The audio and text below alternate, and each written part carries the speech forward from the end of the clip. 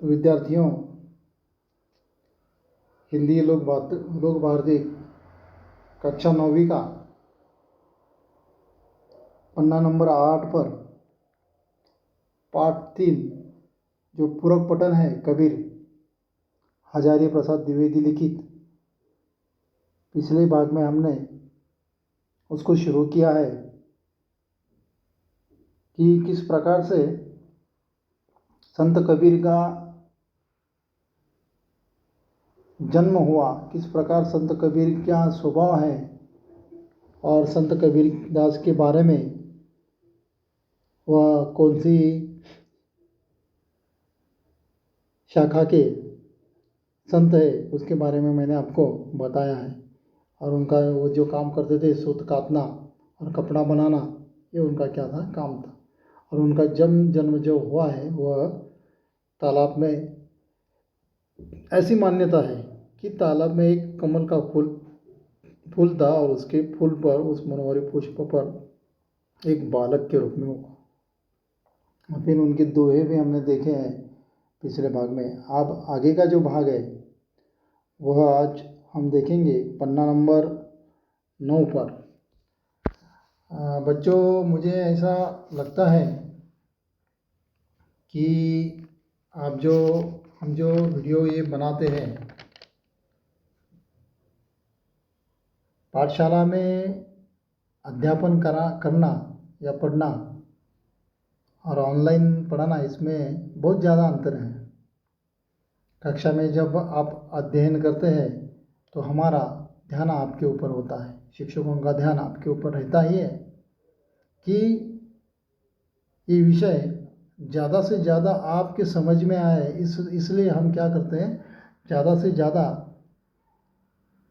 अलग अलग प्रकार के उदाहरण आपको बताते हैं और वह जो भाग है, वह विषय जो है आपको समझाते हैं। लेकिन आप कुछ नियम हमें है, उस नियम के दायरे में रहकर ही हमें काम करना है। तो समय की पाबंदी होने के कारण, और महत्वपूर्ण बात यह है कि जो डाउनलोड की सुविधाएं होती है, असुविधाएं बहुत सारे बच्चों को हो रही है, इसलिए वीडियो ज़्यादा समय का हम नहीं बना सकते हैं। इसलिए जितना भी हम दे पाएंगे वो अच्छा ही देने की हम आपको कोशिश करेंगे। और उम्मीद है, मुझे अपेक्षा है और उम्मीद है कि आप जो भी आपको वीडियो ये हम भेज रहे हैं, सब लोग मेहनत से तैयार करके वह आप अच्छी तरह से उसको बार बार सुनते होंगे और वह आपको समझ में भी आता होगा। और जो स्वाध्याय आपको दिया जाता है वह स्वाध्याय हम अभी तो नहीं जान सकते, लेकिन आप जब हमारी पाठशाला शुरू हो जाएगी तब हम वह स्वाध्याय ज़रूर हम आपका देखेंगे, उसके बारे में कोई दुमत नहीं है। तो मुझे विश्वास है कि आप बड़ी गंभीरता से ये वीडियो देखते होंगे और अध्ययन करते होंगे। तो कबीरदास जी का यह पूरक पठन जो है पन्ना नंबर 9 से जहाँ तक हमने पढ़ा था उसके आगे, परंतु वे स्वभाव से फक्कड़ थे, यानी कबीरदास के स्वभाव के वर्णन वो कर रहे। जैसे कि मैंने आपको पिछले भाग में बताया कि कबीरदास किस प्रकार से मस्त मौला पकड़ाना स्वभाव उनका था, तो उनके बारे में ही यहाँ चर्चा हो रही है। परंतु वे स्वभाव से फक्कड़ थे, अच्छा हो या बुरा, खरा हो या खोटा, जिससे एक बार चिपट गए उससे जिंदगी भर चिपटे रहो, यह सिद्धांत उन्हें मान्य नहीं था। वे सत्य के जिज्ञासु थे और कोई मोह ममता उन्हें अपने मार्ग से विचलित नहीं कर सकती थी। वे अपना घर जलाकर हाथ में मुराड़ा लेकर निकल पड़े थे। घर जलाकर हाथ में मुराड़ा लेना, यह एक कहावत है, यानी सब कुछ छोड़कर दूसरे के काम में आना, इस प्रकार से। जैसे मराठी में एक और भी एक कहावत है, यानी मन उसको कहते हैं कि घर पर तुलसी पत्र रखना, इस प्रकार घरावर तुलसी पत्र ठेवणे। तो इसी प्रकार से यह कहावत है, अपना घर जलाकर हाथ में मुराड़ा लेकर निकालना। वे अपना घर जलाकर हाथ में मुराड़ा लेकर निकल पड़े थे और उसी को साथी बनाने को तैयार थे जो उनके हाथों अपना भी घर जलवा सके। हम घर जारा अपना लिया मुराड़ा हाथ, अब घर जारो तासों का जो चले हमारे साथ। ऊपर जो स्पष्टीकरण दिया है वही ये पंक्तियां हैं कि वो क्या कहते हैं कि जिस प्रकार से मैं समाज के लिए या लोगों के उद्धार के लिए काम कर रहा हूँ, मैं खुद के बारे में मुझे मेरे मन में कोई भी विचार नहीं है। जो भी कुछ है सब कुछ ये भगवान का है, मेरा कुछ भी नहीं है। मेरे न कोई आगे है न पीछे है, अगर है तो भी मैं उनकी तरफ ध्यान नहीं देता हूँ। क्यों? क्योंकि मैंने मेरा ध्येय ठान लिया है कि मैं क्या करने वाला हूँ। समाज में जो भी बुरी प्रथाएं हैं उनके ऊपर आघात करूँगा और समाज को अच्छी मार्ग पर लाना मेरा काम है। कोई झूठ बोलता है, सच बोलता है, कोई अच्छा है या बुरा है, ये मुझे नहीं मालूम। जो जैसा है वैसा है, ये सिद्धांत वह नहीं मानते थे। हाँ, लेकिन वह सत्य के बारे में बहुत सजग थे। सत्य और सत्य और सत्य, जिस प्रकार से सत्यमेव जयते, हमेशा सत्य की ही जीत होती है, उस प्रकार सत्य परेशान हो सकता है लेकिन पराजित नहीं। इस प्रकार कबीरदास जी थे कि मैं तो सब छोड़कर, सब मोह माया त्याग कर निकल पड़ा हूँ और मेरे साथ भी क्या चाहिए, वैसा ही चाहिए कि जैसा मैं हूँ। अपना घर जलाकर मेरे साथ निकलने वाला, तो वही मेरे साथ टिकेगा। तो हम घर जा रहा अपना लिया मुराड़ा हाथ, अब घर जा रहा तासों का जो चले हमारे साथ। इस प्रकार से वे सिर से पैर तक मस्त मौला थे, एकदम आनंद भरे, मस्त मौला। कल क्या हुआ मालूम नहीं और कल क्या होगा उसकी लेन देन नहीं। न भविष्य की चिंता है न भूत की, जो हो गया हो सो हो गया। अभी वर्तमान जो अभी का क्षण है, उस क्षण में वह जीते थे। जो पुराने कृत्यों का हिसाब नहीं रखता, वर्तमान कर्मों को सर्वस्व नहीं समझता और भविष्य में सब कुछ झाड़ पटका कर निकल जाता है। जो दुनियादार किए कराए का लेखा जोखा दुरुस्त रखता है वह मस्त नहीं हो सकता। जो अतीत का चिट्ठा खोले रहता है वह भविष्य का क्रांतदर्शी नहीं बन सकता। तो मतवाला है वह दुनिया के माप जोक से अपनी सफलता का हिसाब नहीं रखता। कबीर जैसे फक्कड़ को दुनिया की होशियारी से क्या वास्ता। ये प्रेम के मतवाले थे, मगर आपने को उन दीवानों में नहीं गिनते थे जो माशूक के लिए सर पर कफन बांधे फिरते हैं। यही जो सरल अर्थ यह दिया गया है वही इस दोहा में नीचे उन्होंने कहा है। हमन है इश्क मस्ताना, हमन को होशियारी क्या। हमन यानी हमें रहे आज़ाद या जग से, हमन दुनिया से यारी क्या। जो बिछड़े है प्यारे से भटकते दर बदर फिरते, हमारा यार है हमें, हमन को इंतजारी क्या। तो इस प्रकार से कि कबीरदास का स्वभाव कैसा था, पकड़ाना मस्त मौला, अपने ही धुन में जीते थे। जो अब वर्तमान में है वही जीते थे। भूतकाल में जो हो चुका है उसकी तरफ उनका ध्यान नहीं, उसको वो भूल जाते थे। भविष्य में क्या होगा उसके बारे में कभी चिंता नहीं थी और इसलिए वो मस्त मौला थे। और वो कहते हैं कि कोई भूतकाल में जाकर रमता है, वो भूतकाल की चिठोरी निकालता है तो वो दुखी हो जाएगा।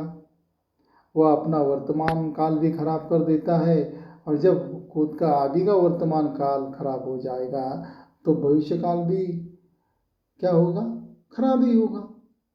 क्योंकि आप जो अच्छा करना है तो वो अच्छा नहीं कर रहा है, वो भूतकाल में ही रममाण हो गया है। तो अगर हमें भूतकाल को क्या करना चाहिए, हमें उसको भुलाना चाहिए, अच्छा हो या बुरा हो। एक बार समय निकल जाता है, वापिस नहीं आता है। कल गया गया, मुंह से निकली हुई बात और बीता हुआ समय वापिस कभी नहीं आता। मुंह से निकली हुई बात और समय वापिस कभी नहीं आता। इसलिए जो हो गया सो हो गया, अच्छा हो गया या बुरा हो गया, वो क्या हुआ है, गुजर चुका है। उसके बारे में हमें क्या नहीं करना चाहिए, चिंता नहीं करनी चाहिए। उससे हमें क्या करना चाहिए, सीख लेनी चाहिए और हमारा वर्तमान अच्छा बनाना चाहिए। जब हम अपना वर्तमान अच्छा बनाएंगे तब हमारा भविष्य भी क्या हो जाएगा, अपने आप अच्छा ही बन पा जाएगा।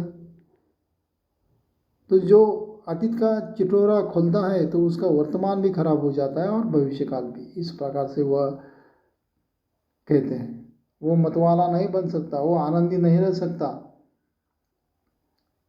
जो दुनिया के हर वक्त दुनिया में क्या करता है, हिसाब रखता है कि उसने इस प्रकार से मुझे यह बोला था, मैंने उससे इतना पैसा लिया है, मुझे उसको इतना देना है। माप जो जो रखता है वो कभी भी खुश नहीं रह पाएगा, वो कभी भी सफल नहीं बन पाएगा। उसे लगता होगा कि मैं सब हिसाब रखकर मैं सफल बन पाऊँगा, लेकिन नहीं। किसी को लगता है कि मैं कितना होशियार हूँ, मैंने कैसे कितना कमाया है धन, लेकिन सब कुछ धन नहीं होता। धन का काम सिर्फ हमें ऊर्जा यानी अन्न दिलाना होता है। उसके बाद धन का कोई भी ज़्यादा मतलब नहीं होता। भौतिक सुख सुविधाओं के पीछे हम पड़ जाते हैं, धन कमाने लगते हैं, और जब धन कमाते हैं, भौतिक सुख सुविधाएं प्राप्त होती है, तो उनका आस्वाद भी हम नहीं ले पाते, क्योंकि डॉक्टर के पास हमें हमेशा जाना होता है। डॉक्टर कहते हैं कि हाँ, मीठा मत खाओ, एसी में मत सो, पैदल चलो, इस प्रकार से। तो जो मतवाले होते हैं, मतवाले यानी अपने ही धुंध में जीने वाले, वैसे ही कवि कबीरदास जी है, मतवाले हैं। लेकिन वो मतवाले कैसे हैं, वो ऐसे नहीं है कि जो अपने माशूक के लिए खुद को क्या करते हैं, मिटाते हैं। इतने प्रेम में मग्न हो जाते हैं कि अपनी माशूक के लिए अपनी खुद की जान क्या करते हैं, वह दाव पर लगा लेते हैं। ऐसे मतवालों से उन्हें कुछ लेना देना नहीं है। मतवाले तो वह है कि जो खुद में भगवान देखते हैं, खुद को बहुत प्यार करते हैं, उन्हें मतवाला कहते हैं। कि इसलिए वो कहते हैं हमन हमन यानी मैं खुद। मैं कौन हूँ, मैं खुद भगवान हूँ, मेरे अंदर परमात्मा है। न मेरा आत्मा अलग है, न आत्मा से परमात्मा अलग है। आत्मा और परमात्मा मेरा क्या है, एक ही है। इस प्रकार की विचारधारा कबीरदास जी की थी। मुझसे ही मुझे प्यार है, मैं मुझसे क्या होशियारी करूँगा, मैं भगवान से क्या होशियारी करूँगा, इस जग से मैं क्या आज़ाद बन पाऊँगा। ये मेरा जो स्वभाव है, मेरा जो शरीर है, मैं जो हूँ यानी मैं यानी खुद भगवान हूँ, और मेरे अंदर बसा हुआ भगवान है, यही मेरी दुनिया है। और हम क्या करते हैं, भगवान को ढूंढते रहते हैं।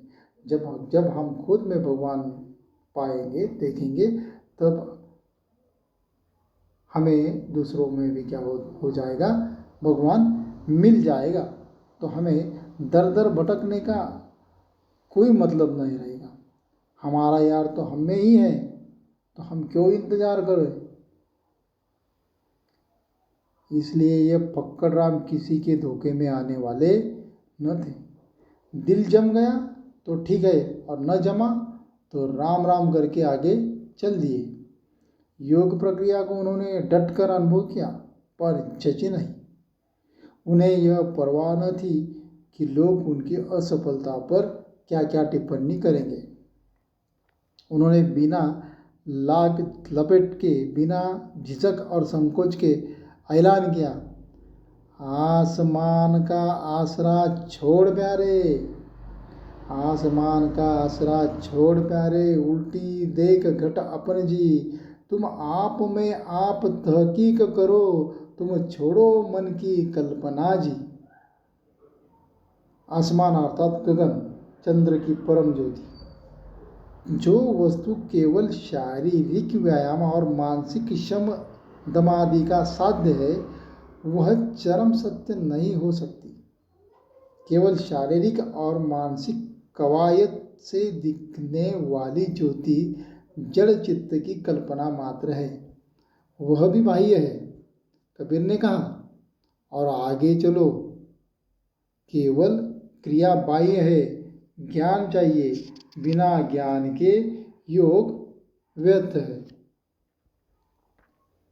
तो फक्कड़ नाम यानी कबीरदास जी बहुत ही चालाक थे, सत्य की राह पर चलने वाले थे, आत्मा और परमात्मा एक ही है यह मानने वाले थे। कौन झूठ है कौन सच है, क्या भूतकाल क्या भविष्यकाल, इनके इसमें उनका विश्वास न था। जहाँ गए उनका कहाँ किसी ने माना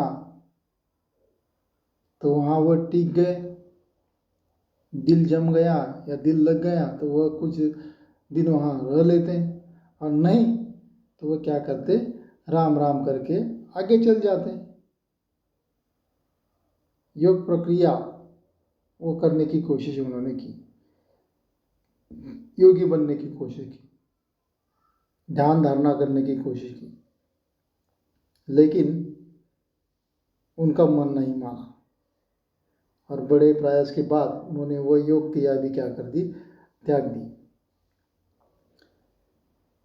उन्हें किसी की परवाह न थी, सफलता क्या असफलता क्या इसके बारे में उनके मन में कोई भी दुमत न था।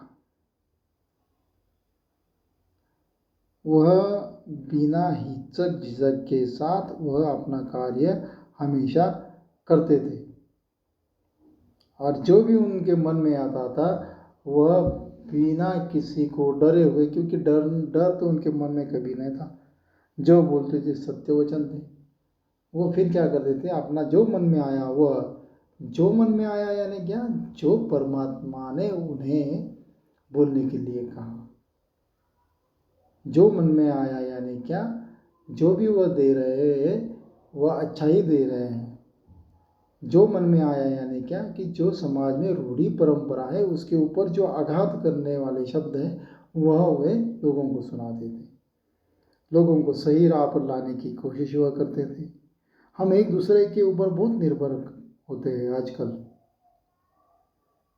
हमें ऐसा लगता है कि चलो ऐसा ही मुझे मिलेगा, किसी प्रयास से भी मुझे ये मिल सकता है, वो मिल सकता है, इस प्रकार से कि हम आपको अभी जैसे पढ़ा रहे हैं, आपको इंतज़ार रहता है कि हाँ कोई ना कोई वीडियो आएगा, फिर हम उसको सुनेंगे, फिर जो भी कहा है वो करेंगे। लेकिन कभी ये सोचा है बच्चों कि चलो मैं खुद यह किताब पढ़ता हूँ, ये पाठ पढ़ता हूँ, एक बार नहीं 10 बार पढ़ता हूँ, क्या मुझे यह समझ सकता है कि क्या मैं इसको खुद आकलन कर पाऊँगा? अगर ये प्रयास आप करेंगे तो आपको यह आकलन हो सकता है, लेकिन प्रयास बहुत ही महत्वपूर्ण है, प्रयास करना ही होगा। अगर हम प्रयास नहीं करेंगे तो हमें सफलता नहीं मिलेगी। इसलिए वो कहते हैं कि आसमान का आसरा छोड़ दें, उल्टी देख घट अपन जी, तुम आप में आप तहकीक करो, कि तुम क्या करो, किसी का आसरा लेना छोड़ दो। आप क्या है, आपका काम क्या है, आपका जन्म क्यों हुआ है, आपने कौन सा ध्येय चुना है, इसके बारे में सोचना चाहिए। आपने कोई ध्येय पकड़ रखा है तो आप उस ध्येय के प्रति कितने सजग हो, क्या आप उस ध्येय को प्राप्त करने के लिए कोई प्रयास कर रहे हो, यह तहकीक करो कि तुम कौन हो। और जो कल्पना है, भ्रमित करने वाला जो ज्ञान है, जो भ्रम है, जो मोह माया है उसको क्या कर दीजिए, त्याग कर दीजिए। जैसे कि चंद्र की ज्योति होती है, बड़ी शीतलता होती है, लेकिन कुछ घंटों के लिए। उसी प्रकार से यह शारीरिक व्यायाम और मानसिक शम दमादि का साध्य है, वह चरम सत्य नहीं है। जो सत्य है, सत्य क्या है? परम सत्य क्या है? परम सत्य यही है कि सत्य ही सत्य है और सत्य ही ईश्वर है। सत्यम शिवम सुंदरम, यही सत्य है।